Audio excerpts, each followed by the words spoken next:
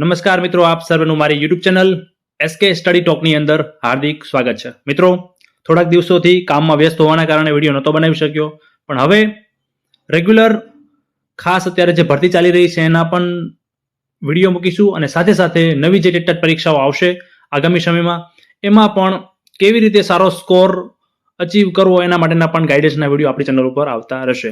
તો આજના વિડીયોની અંદર ખાસ અગાઉના જે મેં મારી ચેનલ ઉપર 3 વિડીયો મૂકેલા હતા એમાં એક જ કોમેન્ટ આવતી હતી મોસ્ટ ઓફ કે સર વિદ્યા સહાયક ભરતીમાં મેરિટ કેટલું અટકી શકે છે. આ ઉપરાંત બધા પોતપોતાનું મેરિટ જણાવતા હતા અને કહેતા કે સર મારા એટલું મેરિટ થાય છે તો મારો ચાન્સ આવી શકે કે કેમ. તો આજના વિડીયોની અંદર આપણે વિદ્યા સહાયક ભરતીમાં ખાસ કરીને ગણિત વિજ્ઞાન વિષયનો આજના વિડીયો બનાવીશું.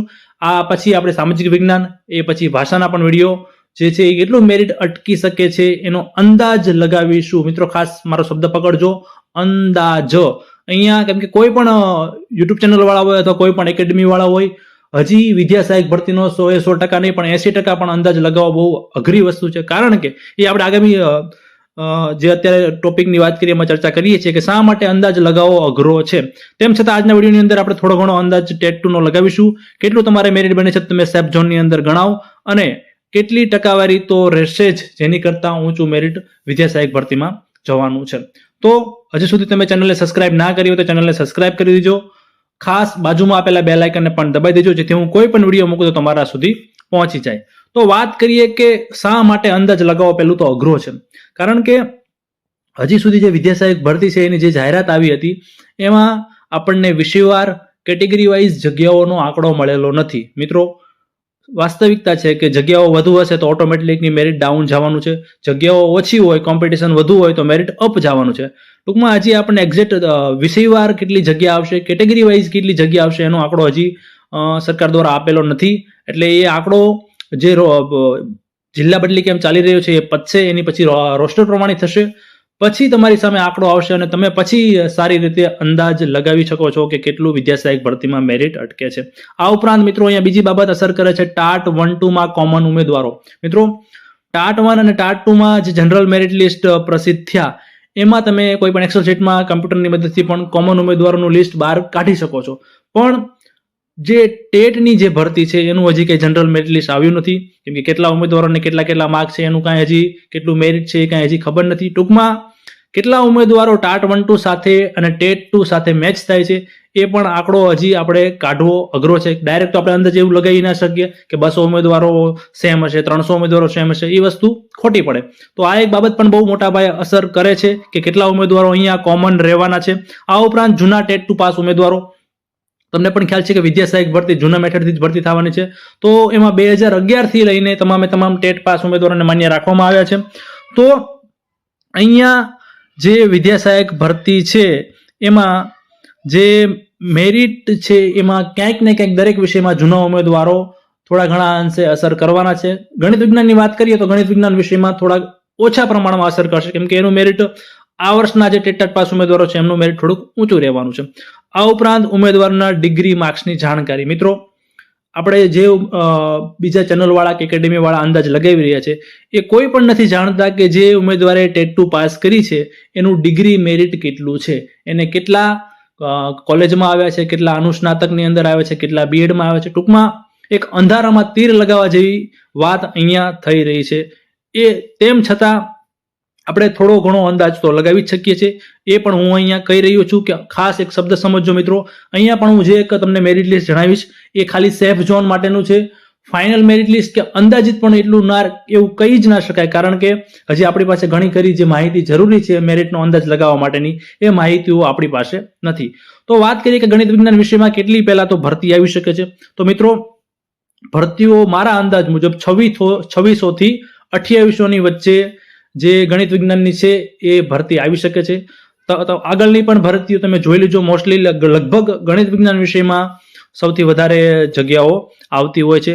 તો આટલી જગ્યાઓને આધારે હવે આપણે મેરિટ વિશે ચર્ચા કરીએ તો અહીંયા તમે એનાલિસિસ જોઈ શકો છો ટેટ 2 નું. એમાં પણ એવું સબ્જેક્ટ વાઇઝ નથી કીધેલું, આપણને ખાલી એટલો આંકડો મળેલો કે ગણિત વિજ્ઞાન વિષયમાં ટોટલ 44,534 માંથી 20,135 ઉમેદવારો પાસ થયેલા.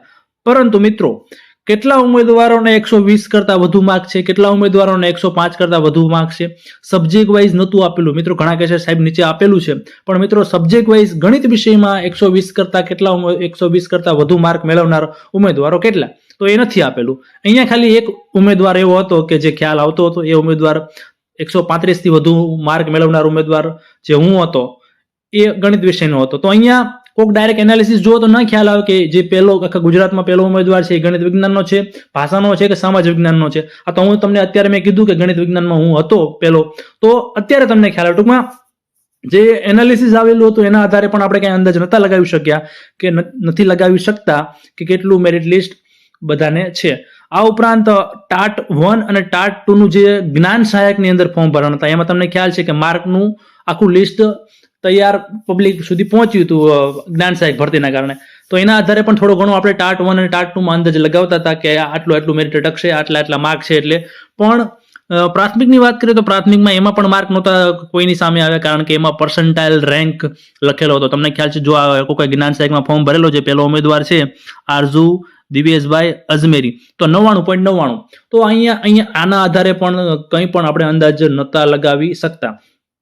તો હવે અંદાજ લગાવો કેના આધારે? તો મિત્રો પહેલો તો એક વસ્તુ એ જોવી પડે અહીંયા કે અગાઉની જે ટેટ પાસ ઉમેદવારો છે એને પણ અહીંયા માન્ય રાખેલા છે. 2011 થી લઈને જે કંઈ ટેટ પરીક્ષાઓ લેવાની તમામ ઉમેદવારોને માન્ય રાખેલા છે. વય મર્યાદાની કઈ જે તે ઉમેદવારે જોવાનું રહેશે. તો છેલ્લી જે ભરતી 2022 ની થઈ, ટૂંકમાં એ 2022 ની ભરતી પતી 2023 ની અંદર, તો એનું વેઇટિંગ લિસ્ટ વાળામાં જે ખુલેલું એમાં ખાસ આપણે આ વિડીયોમાં ગણિત વિજ્ઞાનની વાત કરીએ તો 66.94 બિન અનામતમાં, અનુસૂચિત જાતિમાં 65.10, એસટીમાં થોડું કંઈ કરતા ઓછું હશે. અહીંયા કેમ નથી બતાવેલું? કારણ કે વેઇટિંગ લિસ્ટ પહેલા જ જે પ્રતીક્ષા યાદી પહેલા જે સામાન્ય રાઉન્ડ પડ્યા એમાં એ સીટ ભરાઈ ગયેલી હોય એટલા માટે અહીંયા ના બતાવેલું હોય. એ જ રીતે એસીબીસીમાં 66.76 અને ઈડબ્લ્યુએસમાં 67.21. તો આ રીતનું કંઈક મેરિટ જે છેલ્લી ભરતી જૂના શિક્ષકોની થઈ હતી એમાં અટકેલું. તો હવે આ બધું જોતા થોડો ઘણો સેફ ઝોનની વાત કરીએ મિત્રો. ખાસ મિત્રો સમજો, હું સેફ ઝોનની વાત કરું છું. હું એવું નથી કહેતો કે મેરિટ આની આસપાસ અટકી શકે છે, પણ સેફ ઝોનની વાત કરું કે જો તમારે ગણિત વિજ્ઞાન વિષયમાં જનરલમાં 72+ કે 72 અથવા 72+, ઈડબ્લ્યુએસમાં 69 કે 69 કરતા વધુ, ઓબીસીમાં 68 કે 68 કરતા વધુ, એસસીમાં 67 કે 67 કરતા વધુ અને એસટીમાં 65 કે 65 કરતા વધુ થાય છે તો તમે સેફ ઝોનની અંદર છો. તમારે લાગવાના પૂરેપૂરા ચાન્સ છે.